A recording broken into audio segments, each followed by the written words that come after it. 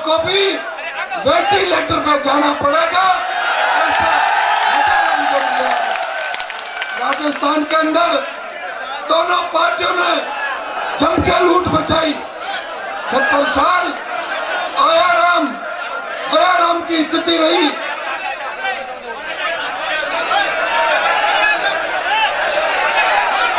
प्रदेश के अंदर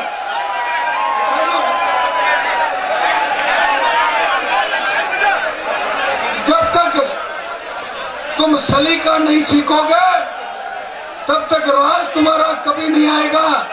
क्योंकि मैं दिल्ली जयपुर के अंदर 20 साल से ठोकर खा रहा हूँ। अभी हेलीकॉप्टर में ऐसे टूट के पड़े थे, अगर हेलीकॉप्टर की पंखों की चपेट के अंदर कोई आ जाता तो बहुत बड़ी दुर्घटना घट सकती थी। मेरे भाइयों, जब तक सलीका नहीं सीखोगे तब तक पुलिस के डंडे खाते रहना और सीने पे गोलियां खाते रहना, सरकार में तुम कभी नहीं आ पाओगे। पहले सलीका सीखना पड़ता है, और सलीका जिस दिन सीख जाओगे, इंतजार करना सीख जाओगे, उस दिन राज आपका इंतजार कर रहा है और सलीके से बढ़ोगे। वो दिन दूर नहीं जब राजस्थान की सत्ता के सिंहासन पे धरती पुत्रों का राज होगा। आप हिम्मत और हौसले के साथ आगे बढ़ें। मैंने बहुत जगह देखा, मुझे लग रहा है जोधपुर ग्रामीण की पुलिस उस वैश्या की तरह जो रोज अपने नए ग्राहक ढूंढती है। यहाँ की पुलिस ने पहले तो शामराव के अंदर हमारे छोटे भाइयों को बंद किया था। मैं उनको याद दिला दूं कि मैं सत्ता के नजदीक आ गया तो तुम्हारी वर्दियां उतरा के और तुम्हें वापस घर भेज दूंगा। इस बात का भी ध्यान रखना। हेलीकॉप्टर के पास पुलिस का एक भी जवान खड़ा नहीं था। यहाँ के एसएचओ की ड्यूटी बढ़ती है, यहाँ के डीवाईएसपी की ड्यूटी बढ़ती है। जब कांग्रेस बीजेपी के नेता आते हैं वो तुम्हारा बाप लगता है क्या? और जब किसान का बेटा हेलीकॉप्टर लेकर आया, अगर यहाँ कोई दुर्घटना घट जाती तो उसके लिए जिम्मेदार कौन था? अब भी पुलिस वालों, जोधपुर की ग्रामीण पुलिस वालों, सामंती ताकतों की जो तुम टुकड़े चाटते हो वो बंद कर दो, नहीं तो बाद में बहुत बड़ी तकलीफ में पड़ जाओगे। मेरा यहाँ पे माफीनामा नहीं है, या तो सजा मिलती है और वो सजा मिलेगी चाहिए, या तो मेरे ऊपर यह तेजा जी की कृपा है, भगवान की कृपा है कि हनुमान बेनीवाल के हेलीकॉप्टर पे कभी कोई दुर्घटना नहीं घटी। जोधपुर भोपालगढ़ की पुलिस के भरोसे तो आज हेलीकॉप्टर की चपेट के अंदर यहाँ के जवान आ जाते और यहाँ का सीआई दांत निकाल रहा था, उसे शर्म नहीं आती कि हनुमान बेनीवाल हेलीकॉप्टर की सिक्योरिटी और इस सभा की सिक्योरिटी कौन करेगा? लेकिन भाइयों, चिंता मत करो, इन सब लोगों को ठीक करने के लिए व्यवस्था परिवर्तन की हुंकार इस वीर तेजा जी के पद में भरी है। जब तक राजस्थान के अंदर धरती पुत्रों का राज नहीं आएगा तब तक मैं लड़ाई लड़ता रहूंगा। मैं सत्ता प्राप्ति का भूखा नहीं हूँ। अगर मुझे सत्ता प्राप्त करनी होती तो गहलोत और वसुंधरा की सेंडल उठा के, जिस तरह यहाँ के किसानों के बेटे कैबिनेट के मंत्री बनते सेंडल चप्पल उठा के हनुमान बेनीवाल भी बन जाता। मैंने कहा मैं संतरी बनकर जब तक सेवा करूंगा जब तक किसान का बेटा प्रदेश के अंदर मुख्यमंत्री नहीं बन जाता।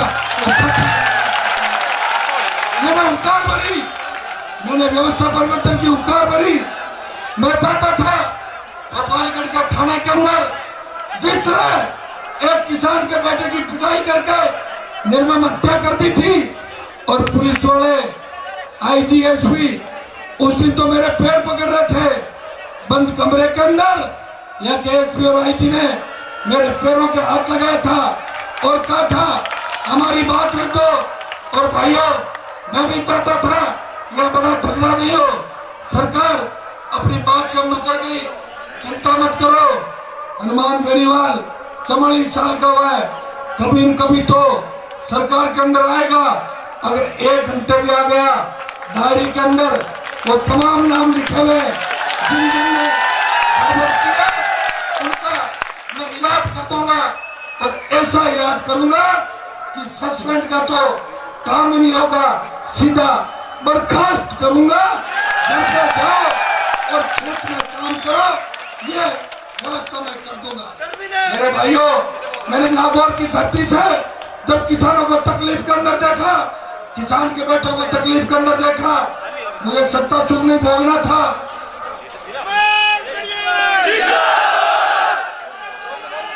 मैंने नागौर की धरती से हुंकार भरी।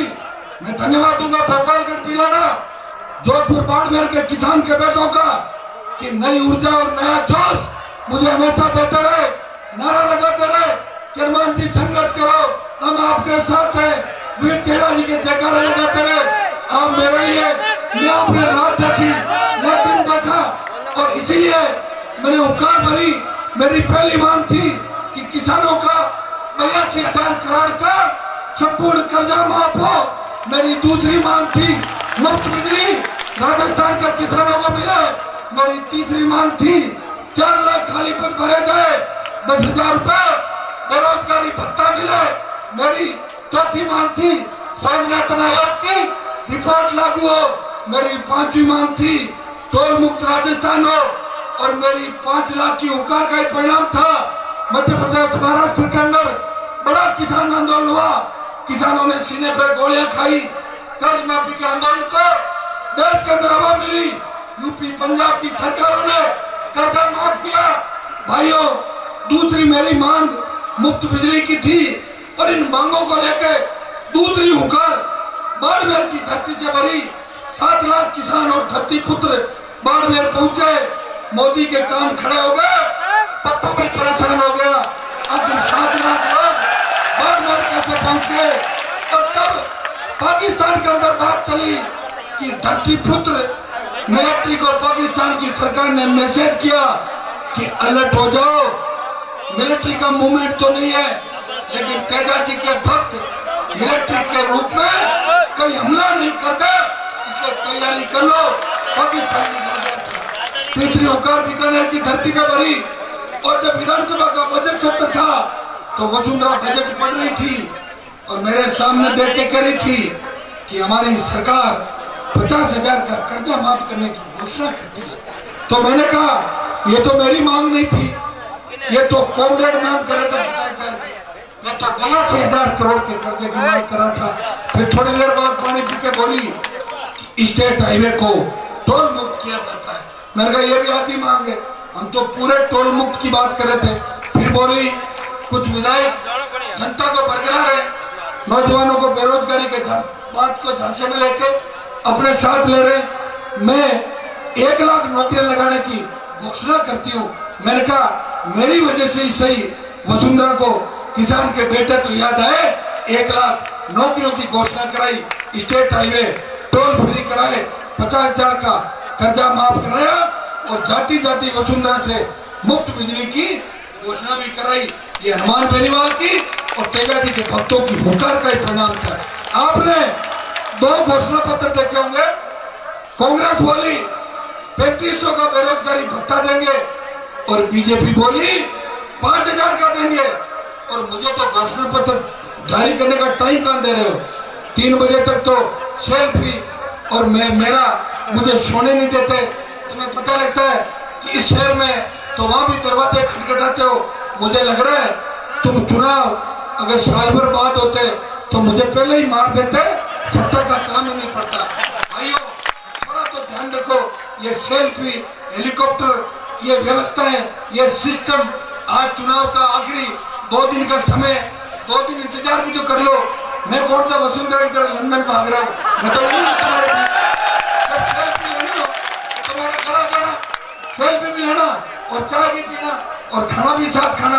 तुम कैसे टूट के पड़ते हो जैसे कोई फिल्म की हीरोइन आई है जिसमें बच्चे टूट के पड़ते। मैं तो आपका भाई, मेरे पे टूट के मत पड़ो। अब तो 7 तारीख को पुखराज जी में टूट के पड़ना, इन पे मत पड़ना। मतलब बोतल के चिन्ह पर टूट के पड़ना और इनको जिता के राजस्थान की विधानसभा के अंदर भेजना, ये भोपालगढ़ के अंदर कई लोगों के भारी विरोध के बाद भी मैंने इनको उम्मीदवार बनाया।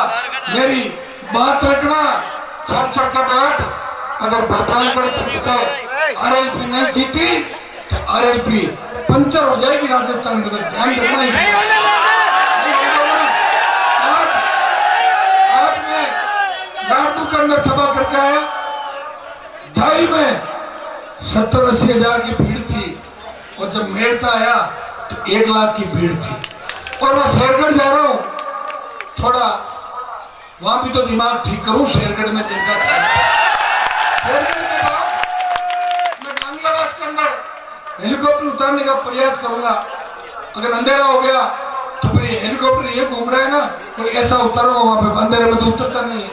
अगर ये अंधेरे में उतरता तो मैं अंधेरे में लेके इसको घूमता। और हेलीकॉप्टर का जुगाड़ अगर महीने 1.5 महीने पहले हो जाता तो हवा में गप्पू पप्पू नहीं दिखता, हनुमान बेनीवाल नहीं दिखता। मेरे भाइयों, वसुंधरा 29 तारीख को जब जयपुर की रैली थी उस दिन परेशान हो गई थी।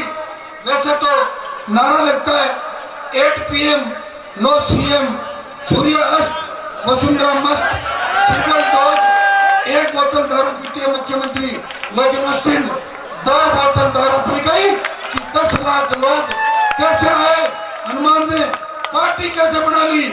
और वसुंधरा को पता नहीं था, उसने बोला ये तो मेरे वाला चिल्ले है बोतल वाला। तो लोगों ने कहा साहब ये आप वाली बोतल नहीं है, ये तो पीने के पानी की बोतल है। जब बच्चा स्कूल जाता है तो कहता है मम्मा मेरी बोतल और टिप्पन देना, और जब मेहमान आता है तब आप उसे बोतल का पानी पिलाते हो, बोतल का पानी पिलाते हो। राजस्थान की सरकारें 70 साल में शुद्ध पेयजल की व्यवस्था भी नहीं करा पाई। मेरे भाइयों, मैं स्वच्छ प्रशासन दूंगा, मैं इस राजस्थान के जवानों को डिग्री के बाद रोजगार की गारंटी दूंगा। ये आरएलपी का पौधा मैंने आपका विश्वास पर राजस्थान की धरती पर लगाया। आप इसे सिंचाई पानी देकर वर्ष बना देना। बहुत सारे MP प्रधान और नए नेता राजस्थान के अंदर बन जाएंगे। मैंने सबसे ज्यादा टिकटें दलित, मेघवाड़ और मेरे मुसलमान भाइयों को दी, मेरे OBC के पीड़ित तबके को दी। भाइयों, हनुमान बेनीवाल को गठबंधन के मामले में भी धोखा मिला और हर जगह से धोखा मिला, लेकिन धोखे खा खा के भी आपका भाई आखिरी दम तक लड़ता रहेगा। इस राजस्थान के अंदर जिस तरह हनुमान अकेला लड़ाका बचाए, आने वाले समय के अंदर भी आपको सत्ता के शिखर पे लेके जाएगा। मैं थकने वाला योद्धा नहीं हूँ, मैं आखिरी दम तक आपके लिए लड़ूंगा। आपको धोखा नहीं दूंगा, आपको सत्ता के अंदर आने का मौका दूंगा। और मैंने भोपालगढ़ का इतना विश्वास किया जितना क्यूचर का किया, वहां भी प्रचार करने नहीं आया और यहाँ भी प्रचार करने नहीं आया। हेलीकॉप्टर यहाँ भी उतारा और कल क्यूचर की धरती पे भी पहला हेलीकॉप्टर पाचोड़ी के अंदर उतारूंगा और उसके बाद जयपुर की ओर जाऊंगा और फिर दोबारा शाम को 5 लाख की ओर आऊंगा। भाइयों, राजस्थान लंबा चौड़ा है, 57 में से 40 उम्मीदवार टक्कर के अंदर है। आप आशीर्वाद देना, जोधपुर से आशीर्वाद देना। आने वाले चुनाव के अंदर भारी जीत आप लोगों की होगी और तेजाजी महाराज के आदर्श स्थापित होंगे। 2-3 जोरदार जयकार आप लगाए। ये भोपालगढ़ वो वीर दे रहा है। लेवी आंदोलन के अंदर सीने पे गोली खाके यहाँ के किसानों ने राजस्थान की सरकार को मजबूर किया था। भाइयों, भोपालगढ़ बिलड़ा ज्यादा मजबूत है, मेरता जाहिल ज्यादा मजबूत है, इसीलिए तो इनको आरक्षित कर दिया था। इसलिए अपने ध्यान रखना है, हमें मजबूत लोगों को जिता के भेजना है। यहाँ से पुखराज गर्ग चुनाव नहीं लड़ रहा है, यहाँ से हनुमान बेनीवाल खुद चुनाव लड़ रहा है। 36 के नौजवानों वोट मांगना, मेरी ईदगाह पे जाने की बहुत इच्छा थी, लेट हो रहा हूँ। मेरे मुस्लिम भाइयों से आह्वान करता हूँ कि 11 तारीख के बाद दोबारा ईदगाह पे भी आऊंगा। 36 कौम के लोगों के देवी देवताओं को भी भोग देने जाऊंगा। आप गुजरात जी को भारी वोटों से जिताए। इस बोतल के पानी से कांग्रेस और बीजेपी की गंदगी को मैं साफ करके बंगाल की खाड़ी के अंदर डाल दूंगा। मैं आपको दिलाता हूँ। बहुत बहुत आपको धन्यवाद।